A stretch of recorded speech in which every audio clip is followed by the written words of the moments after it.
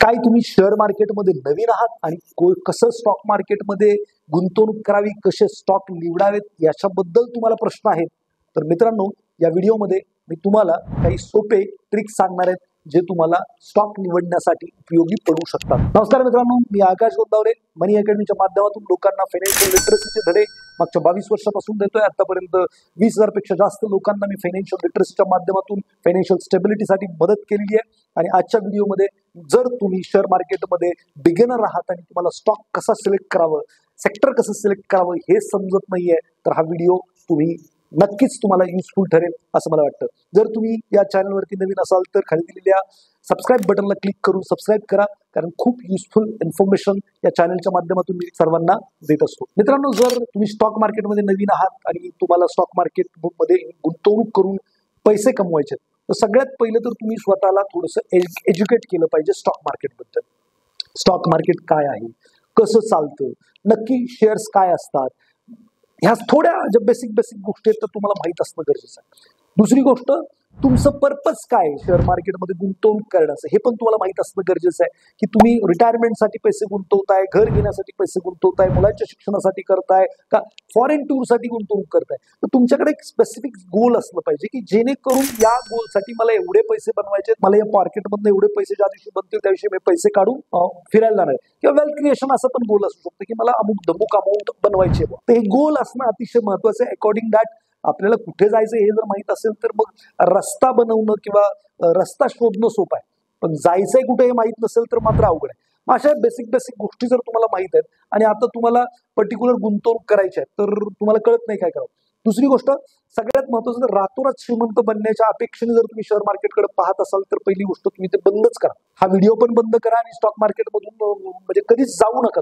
रातोरात श्रीमंत होणं असं काहीही स्टॉक मार्केटमध्ये नाही। रातोरात गरीब होण्याची जागा जर कोणती असेल तर स्टॉक मार्केट असेल। हा, यथावकाश तुम्हाला प्रॉपर वेनी जायचंय तर इकडे मात्र वेल्थ क्रिएशन 100% होऊ शकते। शॉर्ट टर्म मध्ये जर तुम्ही फटाफट इंट्राडे करण्याचा विचार करत असाल, डेरिव्हेटिव्ह करण्याचा विचार करत असाल, तर प्रॉब्लेम इथं हा फार मोठा आहे की तुम्हाला खूप सारे डिसिजन्स घ्यावे लागतात, तुम्हाला कंटिन्यू त्याच्या समोर बसावं लागतं। आणि जेव्हा तुम्हाला खूप सारे डिसिजन घ्यावे लागतात तेव्हा तुम्ही रॅशनली विचार करू शकत नाही आणि मग तुम्ही इनरॅशनली डिसिजन्स घेतात, चुका होतात आणि मे माइट बी काही दिवस पैसे येतात पण अचानकपणे सगळे पैसे जाऊ शकतात। सो तुम्ही लॉंग टर्म इन्व्हेस्टिंगचा विचार करणं खूप गरजेचं आहे।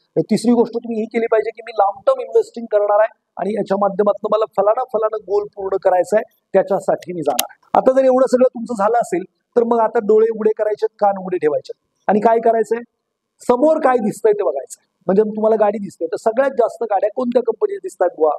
घरात तुम्ही सकाळी उठताय, कोणता ब्रश वापरताय, कोणतं टूथपेस्ट वापरताय, कोणतं तेल वापरताय, ते कोण बनवताय याची माहिती त्याच्यावरती लिहिलेली असते। आणि मग ती कंपनी स्टॉक मार्केटमध्ये आहे का, मग मेजॉरिटी लोक काय वापरतात तेच वापरतायत का, मग अशी एक आयडिया तुम्हाला यायला सुरुवात होईल। आणि मग एकदा हळूहळू तुम्ही जे वापरताय, जे मोठ्या प्रमाणावर लोक विकत घेत आहेत, अशा गोष्टी कोण बनवताय त्या कंपन्या शोध। मग त्या किती वर्षापासून आहेत बुवा, किती वर्षापासून हे सगळं करतायत, मग त्यांची प्रॉफिटेबिलिटी काय आहे, थोडंसं बॅलन्स शीटच्या अँगलनी किंवा नक्की ते ग्रोथ किती करतायत, या सगळ्या गोष्टींचा थोडासा अभ्यास तुम्ही करणं गरजेचं आहे। आता कसं असतं की इनिशियल स्टेजला मी असं म्हणतो की या मोठ्या कंपन्या आहेत, मारिको घ्याल तुम्ही, घरातलं FMCG मधल्या बरेचशा, हिंदुस्तान युनिलिव्हर घ्याल, खूप साऱ्या कंपन्या आहेत। आता या हत्ती कंपन्या आहेत, पहिले तुम्ही या लार्ज कॅप म्हणतो आम्ही त्यांना, तर याच्यामधनं तुम्ही सुरुवात करा जेणेकरून यांची डाऊन साईड प्रोटेक्शन म्हणजे डाऊन साईड फार कमी असते। तर लार्ज कंपन्यांपासून सुरुवात करा। टाटा मोटर, सगळी लोक टाटा विकत घेत आहेत तर तुम्हाला हरकत नाही टाटा मोटरमध्ये इन्व्हेस्ट करायला काहीच। मग आता तुम्हाला वाटतं की नाही बाबा, आता हे जे टाटा मोटर आहे त्यांचं जे एक्सपान्शन आहे ते मोठ्या प्रमाणावर भारतात झालंय, भारताच्या बाहेर पण आहे किंवा आता जास्त स्कोप नाहीये। मग in this circumstances Tata motor आजकाल डिजिटल बोर्ड वापरते समोर। मग तो डिजिटल बोर्ड कोणती कंपनी बनवते? ती तर छोटीच असणार आहे, IT कंपनी ती छोटी असणार आहे जी डिजिटल बोर्ड बनवते, टाटाच्या डॅशबोर्ड वरती जो येतो तो। मग ती कंपनी कोणती आहे, मग ती किती प्रॉफिट बनवते? मग हळूहळू तुम्ही काय केलं पाहिजे, लार्ज कॅप मधून मिड कॅप कडे शिफ्ट झालं पाहिजे, जेणेकरून मिड कॅप मध्ये पोटेन्शियल ज्या कंपन्यांमध्ये असेल की ते पुढे लार्ज कॅप होऊ शकतात, अशा कंपन्यांकडे तुम्ही हळूहळू वळलं पाहिजे। पहिले तर डोळे आणि कान उघडे ठेवायचे, जेणेकरून तुम्हाला समोर वस्तू दिसतील, कोण काय विकत घेते। बँकेत गेलात तर बँक पण एक सॉफ्टवेअर वापरते, मग कोणतं सॉफ्टवेअर वापरते बँक आहे तर ती किती क्लायंट आहेत तिचे, किती शाखा आहेत तिच्या, याच्यावरनं पण अंदाज येतो। की बाबा ही बँक आहे, सगळ्यात फेमस आहे, सगळ्यात चांगली सर्व्हिस देते, तुम्हाला चांगली सर्व्हिस आवडते तशीच सगळ्यांना आवडते, मग सगळी लोक तिच्याकडनं सर्व्हिस घ्यायला लागले. कोणती बँक आहे जी प्रॉम्प्ट लोन प्रोसेस करते, तर मॅक्सिमम लोन प्रोसेस करणारी लोक तिकडे येऊ शकतात. म्हणजे अर्थात बिझनेस वाढू शकतो त्या बँकेचा. मग बँक पहिली तर बँक आली, मग त्याच्यानंतर बँक कोणाकडनं काय काय सर्व्हिसेस घेते, सॉफ्टवेअर घेते, मग कोणत्या कंपनीकडून घेते, मग ती जर एक्सपांड करणार आहे बँक, तर ती सॉफ्टवेअर प्रोव्हाइड करणारी कंपनी सुद्धा एक्सपांड करणार आहे. अशा पद्धतीची तुमची थिंकिंग प्रोसेस असली पाहिजे. तर सोपं का, जास्त कॉम्प्लिकेशन मध्ये सुरू नका. जी गोष्ट कळत नाही तिथं पैसे लावायचे नाही. वॉरेन बफेट सरळ म्हणतात, जे कळत नाही तिथं पैसे लावायचे.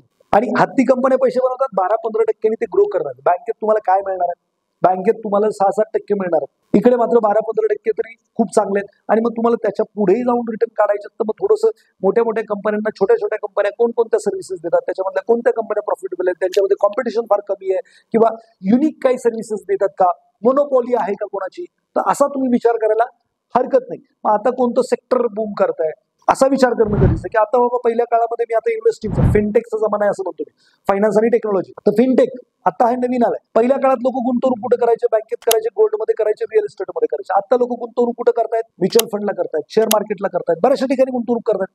मग अशा कंडिशनमध्ये हे जे काही नवीन सेगमेंट किंवा गुंतवणुकीचा नवीन प्रकार आलाय, मग याच्यामध्ये कोणकोणत्या कंपन्या लिडिंग आहेत. मग तुम्ही विचार करत असाल तर पहिले डीमॅट कोणी खोलत नव्हतं, आज 10 कोटीपेक्षा जास्त भारतीय लोकांकडे डीमॅट आहे. म्हणजे काय, BSE NSE जिथं हे ट्रेडिंग प्लॅटफॉर्म आहेत, तर तिकडे या कंपन्या मोनोपॉली घेऊन बसलेल्या आहेत. मग यांचा धंदा जर वाढणारच आहे, त्यांना ब्रोकरेज मिळणार आहे, त्यांचा प्लॅटफॉर्म यूज होणार आहे, म्हणजे हे युनिक बिझनेस आहे. म्हणजे काय, त्याला कॉम्पिटिशन सहसा नाही येणार. मग आता ते शेअर्स तुम्ही घेतले ते कुठं जाणार आहेत, डिमॅटरलाइज, डीमॅट खात्यावरती, आता फिजिकल नाहीये, डीमॅट मध्ये जाणार.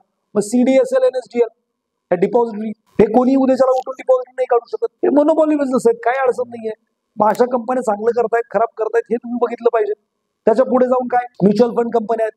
मग म्युच्युअल फंड कंपन्या पण बघा, लोकांचे पैसे घेतात, त्यांचे पैसे वाढवतात, कर्ज काढायचं नाही, काही नाही, धंदा वाढवायचा म्हणजे काही मशिनरी आणायची नाही, तर काहीच करायचं नाही. मग ही लोक पैसे घेत आहेत, गुंतवणूक करतायत, त्याच्यातनं भरपूर सारे पैसे बनतात, त्यांना काही हिस्सा मिळतो. डेट फ्री कंपन्या आहेत, प्रचंड ग्रोथचं पोटेन्शियल आहे याच्यामध्ये. अशा कंपन्यांचा तुम्ही विचार करू शकता. मग आता त्यांना जे काही इन्व्हेस्टमेंट करतात, मग कॅम्स कार्वे सारखे जे रजिस्ट्रार्स आहेत ते खूप चालणार आहेत. मग भविष्यात ह्या कंपन्या मोनोपॉली आणि खूप मोठा बिझनेस करू शकतात, असं तुमचा विचार असला पाहिजे.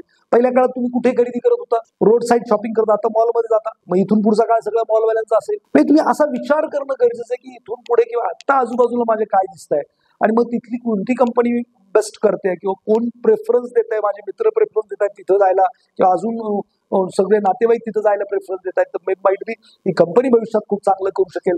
आणि हळूहळू शिकत राहणं खूप गरजेचं आहे. त्याचं बॅलन्स शीट काय म्हणताय, त्याचं प्रॉफिट लॉस स्टेटमेंट काय म्हणताय, किती ROE काय आहे, ROCE काय आहे, PEG काय असतं, PE काय असतं, EPS काय असतं, हे काही शब्द जे आहेत ते हळूहळू शिकत राहिलात तर समजत राहत. बघा, हे जर तुम्ही केलं तर मला असतं ऍज अ बिगिनर सुरुवातीला तरी तुम्ही मोठ्या मोठ्या कंपन्यांच्या डोळ्यांना दिसतायत तिथं पैसे लावले पाहिजे.